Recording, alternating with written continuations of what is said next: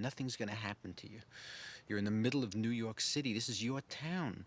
You're surrounded by people and traffic and restaurants. God, how can you just one day vanish? Keep calm. You're gonna be okay. Don't panic. I'm dying. I'm dying.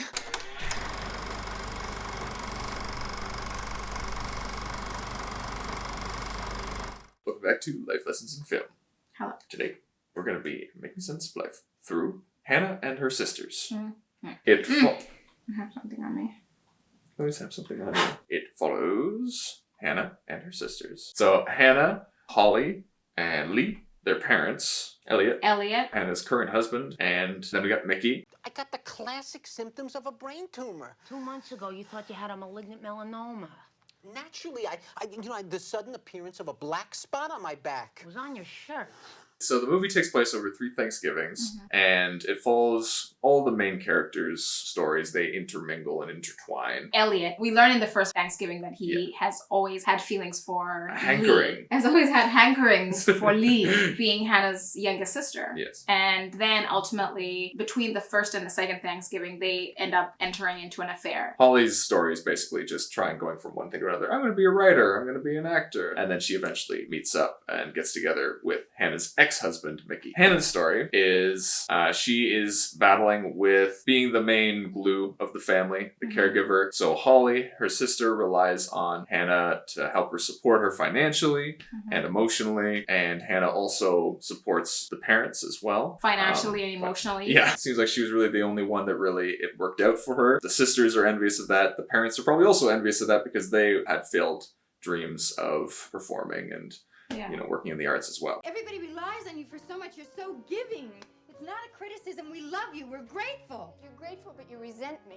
Her story is then really her role in her family's lives, taking care of the parents, putting out fires that the parents create. With Hannah, I felt like she was the most hard done, and there wasn't a happy resolution with her.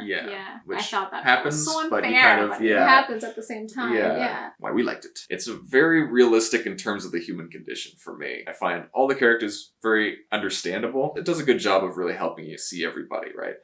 But it's Everyone very fair. has a very rich inner life. All the characters are very fully realized, I think. Yeah, there's a lot of funny moments. You get very invested in everybody. And you want it all to work out. And it kind of does at the end. It just feels really satisfying when you watch something that stays with you, which I think Hannah and her sisters is definitely that for me. Yeah, I like movies like this where you watch it and it's so easy to relate things in the movie back to your own life. You think back and you're like, that reminds me of that part, that scene, that thing that happened, that line that someone said in this movie. Very easy to harken back to. Another movie that you can harken to. Yeah. The characters, Elliot. He's kind of like the one that's like most conflicted and also most conflicting for me watching because he's sympathetic, but also probably doing the most damage. Why do you say he's sympathetic? He does get riddled with guilt, and he generally, I think, is a good person, but then he commits an affair, which is scummy, but I don't know, he doesn't seem like an irredeemable person to me. Now I feel very good and cozy being here next to Hannah.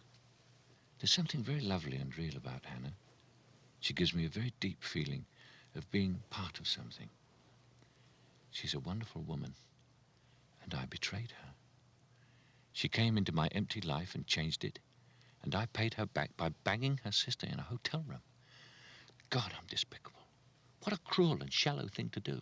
Yeah, he's definitely redeemable. 100% he is. But God, I'm so annoyed with him because I'm like, I can understand where you're coming from in terms of insecurities. I think anyone wants to feel like they're valuable in the relationship, like that they are contributing to it. At the same time, you made the decision to enter in this relationship and that comes with all of the dynamics. And so why aren't you talking to your wife about the insecurities that you have? Yeah. You want to be able to feel like you're able to actually sufficiently contribute. Like and Hannah is so self-sufficient.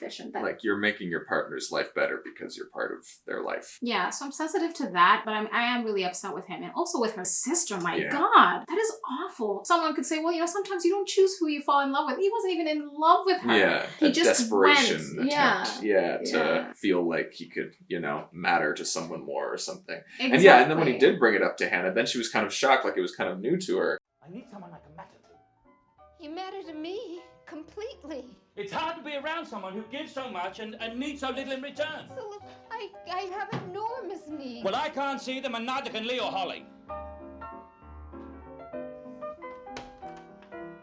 So Exactly. they probably could have had those conversations. 100%. Yeah. And so I really felt bad for Hannah. I was really upset with Elliot. I thought he was acting so poorly. Yeah, and then with Lee, youngest sister, wanting to also pursue something, but doesn't really know what. So she's living with an older man, kind of have this dynamic where, he's much older and more knowledgeable in a lot of things than her. So she feels like she's a kind of a pupil in a way. She can kind of learn a lot from him, and there's that kind of dynamic in the relationship. He's an artist, and it kind of looks like she works for him in a way, along with being a muse. Like, she kind of helps sell his art. Inevitably, that kind of falls apart because it's kind of a shaky dynamic. They even get into an argument over it where the artist is saying, like, I knew that you'd meet a younger man at some point. I knew that I have nothing else to teach you, and like this was inevitable. I should have married you years ago when you wanted to.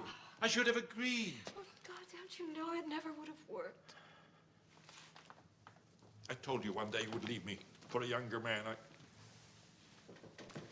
She's on very shaky circumstances with her life as well. Mm-hmm. And I think that's where it's also appealing maybe to have an affair with Elliot. I don't know, she's also had googly eyes for him, I suppose, as well. Googly eyes?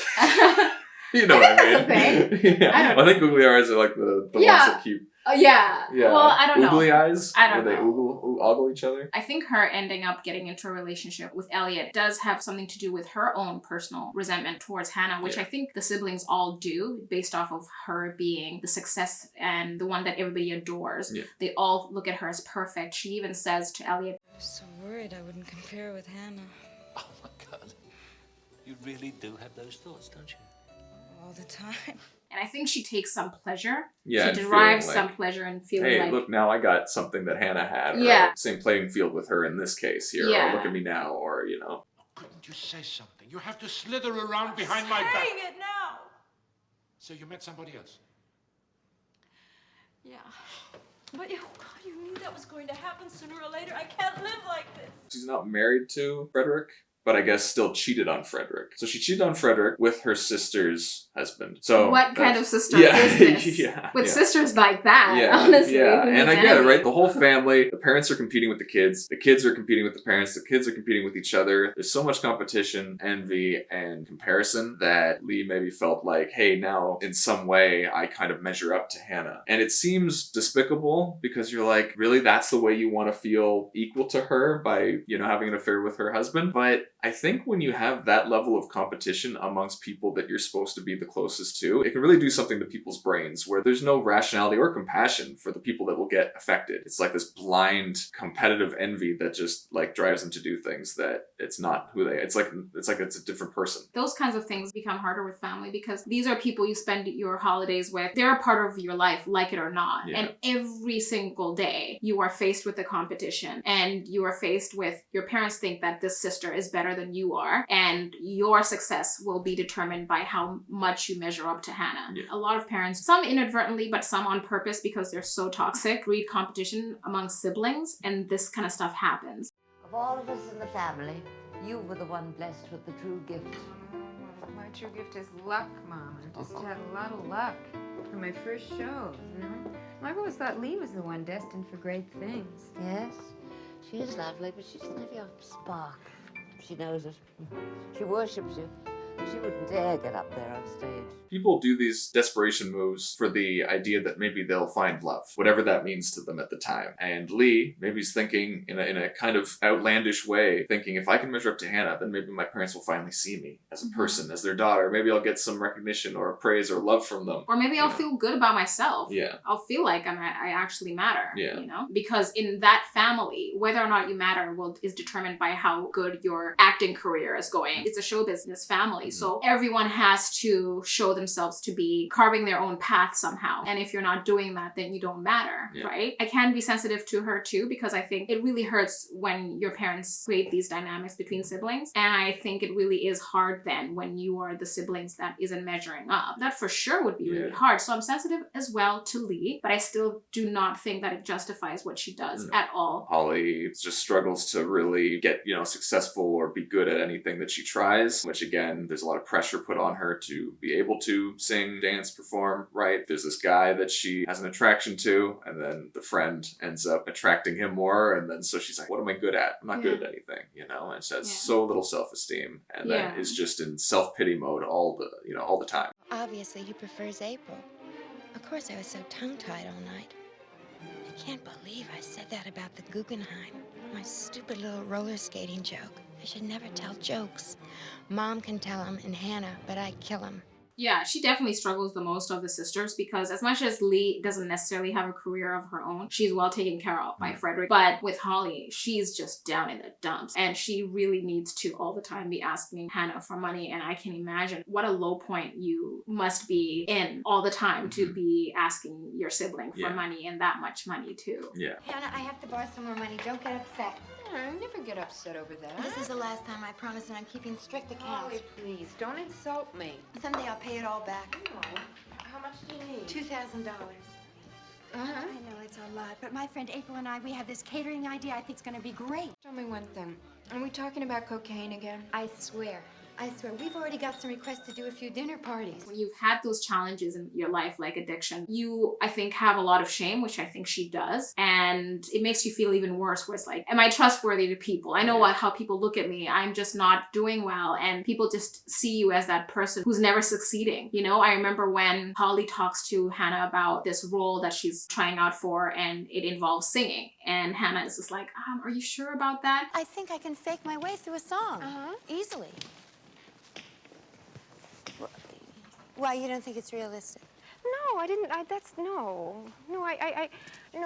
just hate to see you put yourself in a position where you get hurt. You know how you take every single rejection as a confirmation that you have no talent or something? It kind of seems, I think, to Holly that nobody believes in me, and yes, of course, I've done all these things. I failed. I'm also struggling with addiction. So it seems like everybody just doesn't have faith in me anymore. Hannah and Holly are a great example of their relationship of the person that generally is in a more comfortable or secure spot, and then the other person where Holly both needs Hannah a lot because she's the only one that can really help her pursue these things that she has to feel like she feels like she has to keep pursuing because it's the only stuff that's really valued in the family. But at the same time, it's understandable that Hannah is cautious because not only is she giving a fair bit of money away, but Holly is an active coke addict and she struggles. And it's fair that Hannah, is like, how can I try and maybe suggest things for you without sounding condescending or like I know better? Because it's understandable that she's like, well, at a certain point, it has to come with some stipulations or whatever, because am I just enabling or is it not going to help you at all? Like, what can I do that's actually going to be constructive and beneficial for your life? Holly, at one point says like, it's amazing. You're so good at cutting me down. You really know how to cut me down. What? No, don't be so sensitive. Can't I say anything? Well, I sing, for Christ's sake. Hannah, you heard me sing. But Hannah's like, I'm not trying to, but, I guess it comes out in my tone because part of me is worried about it just being another failed attempt. And she doesn't ask you for the money back. I'll pay you back. And she's like, no, you don't have to do that. So is it really fair for you to be upset with Hannah for asking these questions? But then I think she gets so easily triggered into a place of shame and embarrassment. Understandable. Because she's like, even if Hannah isn't thinking it, maybe there is a tone that Hannah is denying, but it's there. Or even if there isn't, because Holly's assuming that everyone is thinking that of her all the time. That's what she thinks of herself, so it's easy to project that onto everyone else. Yeah. I didn't do anything wrong. You mentioned to me yourself that you and Elliot were having some problems. You were having problems that are my business, which I don't see how you could know about in such detail. How does Lee know about these things? How? They're private. Well, why don't you share them with us? I don't want to bother everyone. That's the point. I'd like to be bothered. God, Hannah's tired. Tired.com.org. She gives a lot to everyone and she gives without complaining. And I think it's not because she's happy about it. It's just because she's been forced into this role. I think once in a family you are given a certain role, like she's the golden child, you're perfect. Even the resentful sisters refer to her as perfect. Once you are forced into that role, it's really hard for you to find a place for yourself outside of it. When you do try, people try to pull you back Yeah. in. First Thanksgiving, we learned that she's just gotten some role Mhm. and they're all so excited about it. Oh my gosh, well done. You're so talented. And all she can think about is, you know what? Okay, fine, great. It's great that I got the opportunity to be cast in something even after a time off. But really, I just enjoy being a mother and that's what I want to do. But nobody really takes that seriously. I've been very, very lucky. When I had the kids, I decided to stop working and just, devote myself to having the family. And I've been very, very happy. But I've always secretly hoped that maybe some little gem would come along and tempt me back on the stage just for a second. So now I got that out of my system and I can go back to the thing that makes me happy.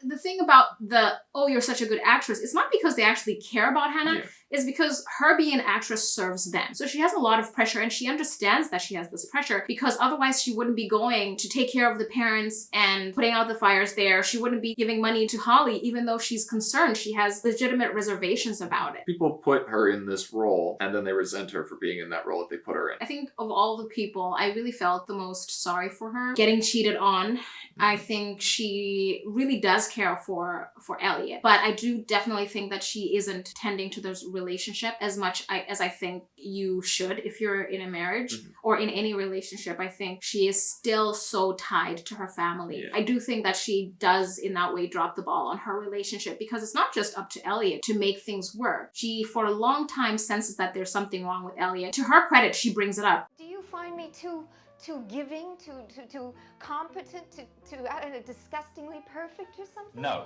Well, what is it then? What's come between us? How have I alienated Hannah, you? my head is throbbing. You never want to talk about it. Every time I bring it up, you change the subject. What is it? We're communicating less and less. You sleep with me less and less. Hannah, I am very mixed up now, please. She's definitely much better than Elliot because Elliot is out here checked the heck out of that relationship and is just busy ogling, what's her name, Lee. I think there could have been more from her end working at detaching from her family and focusing more on her relationship with Elliot. And then Mickey, he's caught up in the hustle and bustle of, I guess, an exciting career path for him. And there's always something going on. Mickey, listen, we better go right to Ronnie's dressing room. This kid must have taken 1,600 Quaaludes. I don't think he's going to be able to do the show. Why me, Lord? What did I... You stand in the practices? Okay. Why all of a sudden is the sketch dirty? Child molestation is a touchy subject with the affiliates. Read the papers. Half the country's doing it. Yes, but you name names. We don't name names. We say the Pope. That sketch cannot go on the air. Hey!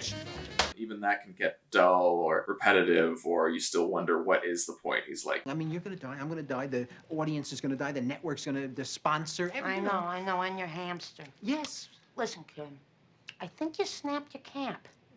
Maybe you need a few weeks in Bermuda or something. Or go to a whorehouse. I can't stay on this show. I got to get some answers. Otherwise, I'm telling you, I'm going to do something drastic. he has all these questions for his assistant. She can't really answer them for him because they're questions everyone has to deal with, and it just starts to become more and more meaningless to him to a point where he decides to try and end his life. Doesn't happen. He misfires. From then on, he kind of has like a renewed sense of wanting to find meaning in life, but then he goes shopping around to different religions and different ideas to see if he can figure out what can give him that purpose again. He gets to a point where it's kind of like, okay, you know what? Life is not about being understood, but just living it. Then he meets Holly, and I think because he has that different take, he's more open to just living. Maybe that was also part of, wasn't just, because they had different tastes and it seemed like they were just not very compatible, but that might have been before, when he kind of has a whole new outlook. He goes to see a movie that he used to love watching years ago, and it kind of reminds him that there are beautiful things in the world, there are things to enjoy, that's part of life, and the good and the bad, you take it all and you kind of just experience as much as you can. Yeah, and during the movie, he decides that, like, I want to be a part of this. What if in the end you die and there's nothing? And here I am right now living in a world where I know for sure there's something. And what if the worst is true? What if there's no God and you only go around once and that's it? Well, don't you want to be part of the experience? What the hell?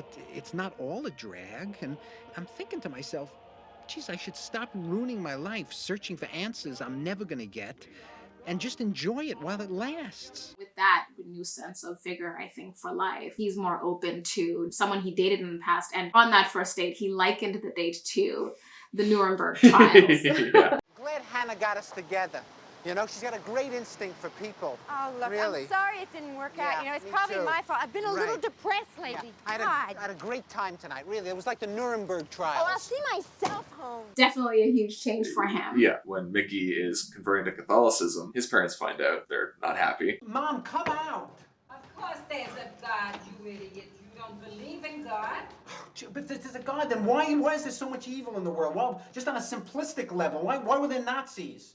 Tell him, Max. How the hell do I know why there were Nazis? I don't know how the can opener works. The parents don't seem to be fazed. They're just like, well, when I'm gone, I'm gone. So why will I care? You know, they either have made peace with it or they just haven't really thought about it. And that's infuriating to him because for him, it's something that is really important. And so he is even more alone in his quest to find that balance and peace for himself because it seems like he goes to other places and no one can really give him satisfying answers. I find him relatable in a lot of ways. Questioning everything. What is the meaning to anything that I'm doing? My job, because he ends up quitting his job and finding himself and trying to find a life that he can understand and be comfortable in. It's a hypochondriac, so for a good portion of it, he goes to get all these tests done because he thinks he has like a tumor or something, or cancer, and then finds out totally benign, even though he's always playing in his head that it's going to be the worst case scenario. Turns out he's fine, and he's elated for a little bit. He thinks, oh, great, you know, I have my whole life back again. But then he's like, okay, but what am I going to do with it? Like, you know, and then it just kind of put everything in perspective for him. Yeah. So it was the catalyst for him really being serious about considering what he wants to be. Who is he? You know, what is life? What is his place in it? And how is he living his life? Because I think he changes the most in the movie. He's the one who changes the most. And I think it's because he's the one who questions it the most. And ultimately, I think he comes out the better. And I really appreciate people like that in general, who just kind of try to figure things out and find satisfaction their own way instead of in what other people are saying. So he's raised Jewish, but he's still like, is it really the right thing for me? Or maybe there's something else, Catholicism and Krishna consciousness he tries as well. What's your religion?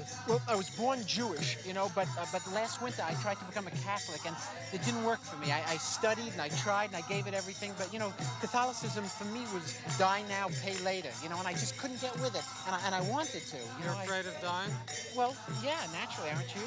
Let me ask you, in reincarnation, does that mean my soul would pass to another human being, or would I come back as a moose or an aardvark or something? It's not easy for people to do that, you know, to just make that decision. Some people, you just stick it out. But he doesn't do that. Going through that struggle, that questioning turmoil, that resistance, he seems a lot better off in the end. He's able to be very present and fun and witty with Holly and when they meet, and then, you know, they're able to have a life together. Oh, the parents, I'd say. Both of them just full of promise and hopes that never materialized. And the fights and the constant infidelities to prove themselves and blaming each other. It's so sad. They loved the idea of having us kids, but raising us didn't interest them much. But it's impossible to hold it against them. They didn't know anything else. The parents were two aspiring artists, but their dreams never really materialized. It became a very unhealthy, dysfunctional situation, and the daughters are growing up in this hostile environment with the parents. Who are also trying to get the daughters to get into show business. Yeah. It seems like the mom is a bit more successful than the father, which is also, I think, a source of possible resentment by the dad towards the mother, and there is definitely that kind of seeming competition between the two of them. My life, I've had to put up with insults from this non-person, this haircut that passes for a man. But it could never support us. It's a good thing we had a talented daughter.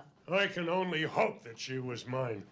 With you as her mother, her father could be anybody in Actors Equity. She's talented, so it's unlikely she's yours. Dad, could you just please stay in the other room and let me take care of her? And Hannah, it's like the way she's operating, you can see that she's done this so many times. You do really get a sense in that scene that you've been doing this all your life, haven't you? Talks to the mother like a kid, like, well, of course you drink. You know you've done this before. And then the dad is just all frantic, doesn't know what to do, doesn't know how to handle it. But meanwhile, they're the parents. So you do get that sense of Hannah is just basically the parent to everyone in the whole family. Yeah, and that's why she probably feels like she has to be so perfect and have it together all the time. And she's not in a practice of letting people in and letting people help her out to see vulnerable parts of her or the parts that, you know, she needs help with, because to survive, she just could never afford to do that. Themes! People need to feel needed in relationships. Yeah. Elliot. Yeah. Looking at Elliot here. People need to feel like you're contributing to other people's lives. Yeah, and like that they have That you value. exist. Yeah, and that other people see you as having value. Yeah. And you can see that with Elliot, you can see that with Holly and how she's perceived by others and how it hurts her. When you look at Holly, she's even small a lot of the times when she's talking. And I think you get small like that when you understand that people see you as a failure or something. I think she has that sense of feeling like a burden. And so it's not a fun time to be seen as that. You want to be seen as valued by other people. Capable, independent, your own person, work as well. If you don't feel like you contribute anything or that you're really of any help or worth, then a lot of times that's what takes meaning away from jobs and any other kind of relationship. The lack of feeling like they're needed or that they have a lot of value, I see that in Lee's relationship with Frederick, because there she's just amused. Yeah, being the golden child isn't what it's all that it's crapped. Being the golden all that it's crapped up to be. Being the golden child isn't all it's cracked up to be. It's still a role you're put into, so it's still kind of beyond your control, and there's a lot of expectations and pressure and all that. It's not really fair. Yeah, and a lot of times you look at someone who is successful and you think, oh man, they are living the life. Yeah, I wish I had their life and I want to take their life. I want to get elements of it. And then you realize, oh, I'm not actually fulfilled by that. Not fulfilled by having their husband or not fulfilled by having a role as well, like an acting gig. Just because it's a part of them, you get an idealized version, I guess, because it seems like they're more together and more with it and happier. Yeah, and also when you do attain perfection, you know, you have to maintain it. Everybody forces you to, first of all, but you also have this fear that if you don't maintain it, then people aren't going to think of you as mattering anymore. And that's a hard thing because it's like, do I matter outside of this role? Yeah, it's not like Hannah really feels any better than the sisters that feel like failures because Hannah still doesn't feel like people recognize her for who she is completely. Yeah, and the worst part about that, about being the golden child, I would say, is that a lot of people then don't accommodate you because they don't think that you need to be accommodated in a new way because everything is okay. When you're thinking about things like, well, you know, I'd like to try something else. I'd like to try ABC. Nobody gives you space to actually reflect on it. Nobody says, oh, nobody shows an interest because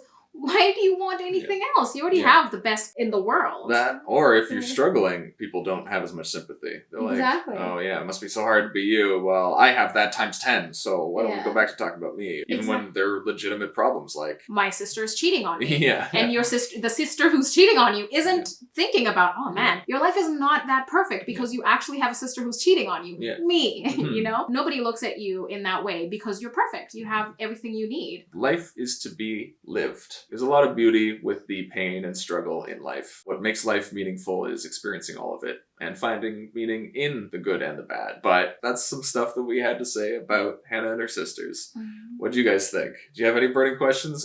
We can't actually think of any. Stumped us for the burning questions. Yeah. If Mickey didn't have a brain tumor, what was causing his hearing loss? The doctor says maybe we'll never know. Yeah. Tinnitus. Maybe it was too much wax, drinking too much dairy. Who knows? Yeah, maybe. You know? There's a burning question. There we go. If not a brain tumor, was it too much dairy in Mickey's diet? That's all I can think of.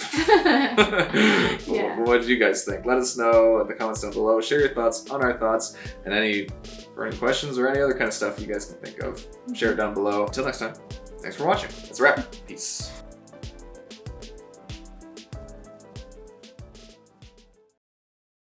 Can I tell you something? Can I tell you a secret? Yes, please.